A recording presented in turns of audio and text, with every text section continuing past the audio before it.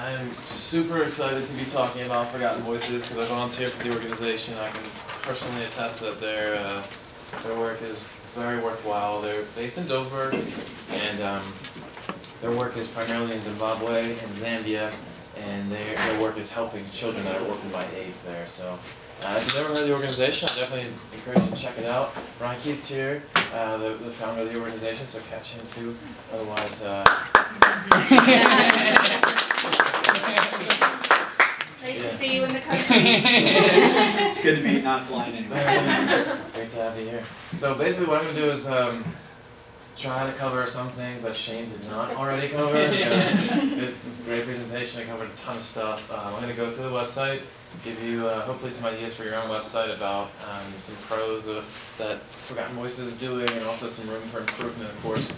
And then I just have some general strategy tips at the end. So, in general, I mean, SEO is one of those things you might love it or hate it. I think all of us who know Google is absolutely evil. One thing I want to do with this presentation is hopefully just give you a couple ideas of how to keep Google happy. So, at a glance, I want to point out a couple things I thought that Forgotten Voices is doing really well with the website. Try not to repeat too much that Shane covered here, but XML sitemaps are great to let search engines know what pages are on your site. And they do have that in place. They use breadcrumbs to help users in the internal navigation of their site. URL structure is pretty straightforward. There's no long, crazy URLs or anything like that. And they are utilizing Google+, which, as we know, is very important. Good. And social sharing and all those kind of things. These great tools, Webmaster Tools, Google Analytics, Bing Webmaster Tools. If you don't use those, it's a great way to keep track of the health of your website. And simple contact forms, certainly simple is usually better. The blog has a lot of great content on there, and they also have a strong social media presence. So all those things do really well and definitely help with their search. A couple things that need improvement. Nice. Couple things. Actually, Webmaster? Yeah. I'll probably fix all these things myself. So yeah, your to-do list is pretty simple. Yeah. So I'm going through these things here. I mean, they do have some good keyword-rich title tags, like Shane mentioned. Those are really important for SEO. Not all the pages have those, and they're not all unique. So that's something to look at. Domain issues, again, having different versions of your website can cause real issues with Google. 404 page errors, when Google's trying to find something and it's not there, it might have moved or been deleted. Setting up parameters for different types of pages that you might have. Optimizing the robots.txt, telling search engines what we don't want to have indexed. That's helpful with duplicate content. Internal links that are broken. An internal or HTML sitemap just to help users with their navigation and bump up our internal linking. Images can definitely be useful, but search engines have a hard time understanding them, so it's important to have those alt attributes. A couple other things here. Keyword and anchor text links. I mean, I'm going to go through these in a little bit more detail, but yeah, I think really those are the big ones. And the backlink profile, of course, is always something to be working on, as we just learned. So try to keep to 20 minutes here, and I'll go through some of these things in more detail. So, unique keyword-rich title tags. Shane touched on this. You can see doing some of these really well. Like the top one has quite a few great keywords in there.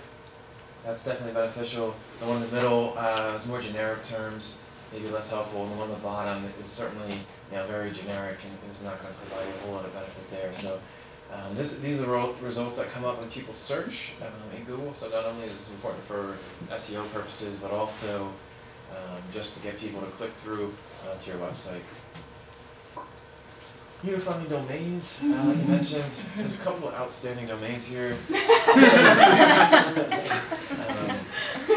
These can cause some real serious duplication issues and confusion for Google and other search engines, and for users as well. So it's important to redirect domains that are not really the ones that you want to see on your website.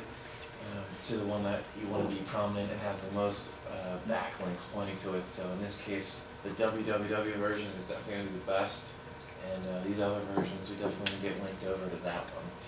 This is a pretty common problem. 404 page errors, Google trying to find these pages and they're not there.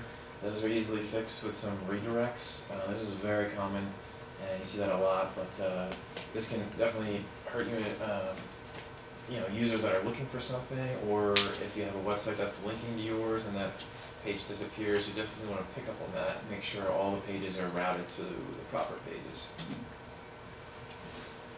And on a similar vein, internal links, that's definitely helpful for users who are following a link that says, check this out, or go to this page, and it's a broken link. So that's also something you can pick up in Google Webmaster Tools pretty easily, and those are not hard to fix either. Image alt attributes, titles, as I mentioned before. When search engines are looking at your images, it's really helpful for SEO purposes to tell them what the images are about. They drop some keywords in there that are helpful for search. Keyword-rich anchor text, again, just using these, click here, or more, not so helpful. But yeah, using those keywords when you link to something is definitely going to be a lot more helpful, just like the 10,000 villages example. I was working on that project today. This one.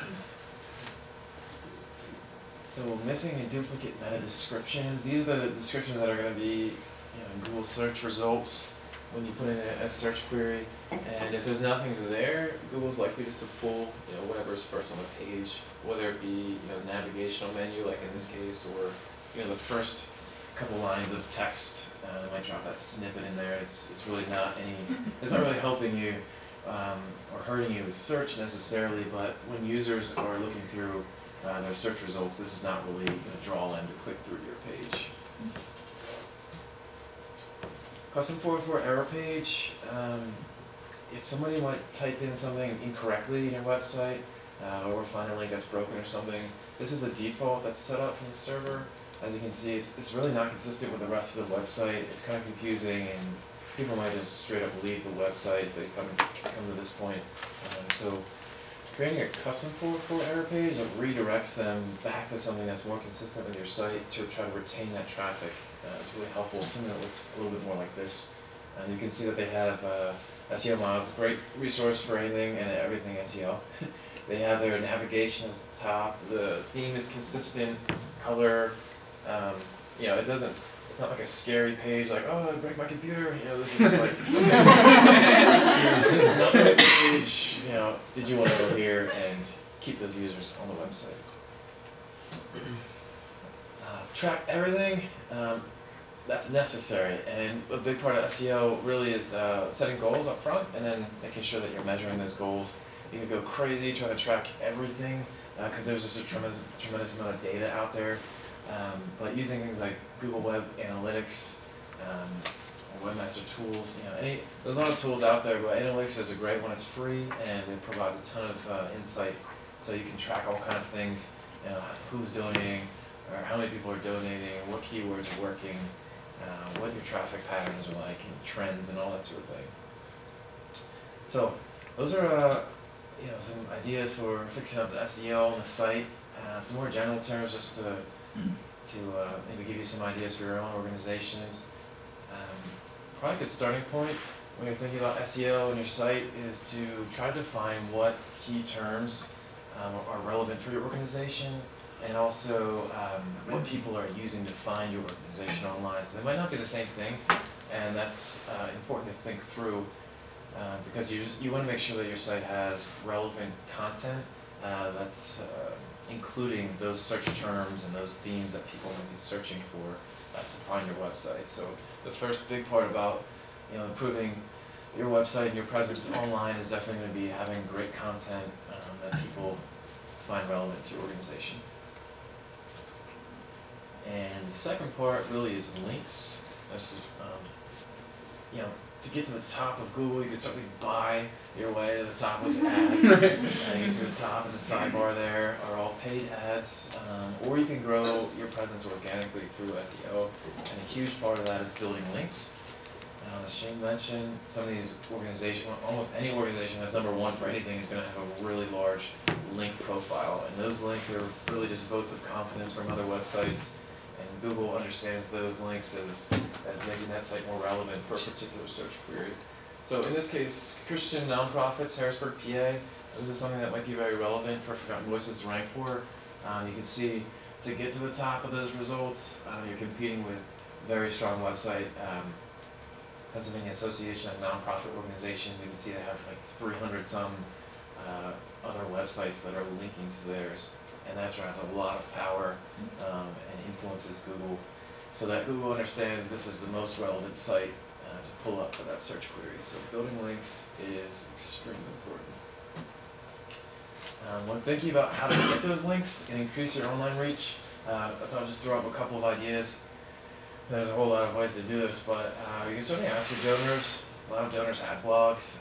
Compassion is really good at this. They have a very strong blogger series, and they encourage their donors to post links and display ads, and even posts about the organization. They do that really well.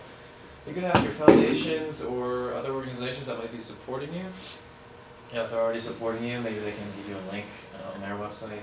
You can try to get local press, and of course just ask anyone that you think might be relevant. You never know. Creating quality content, as we talked about before, and that's huge, especially for nonprofits. People are a lot more likely to link to something interesting from a nonprofit as opposed to I don't know, a big corporate brand like Bank of America or something. That's a lot harder.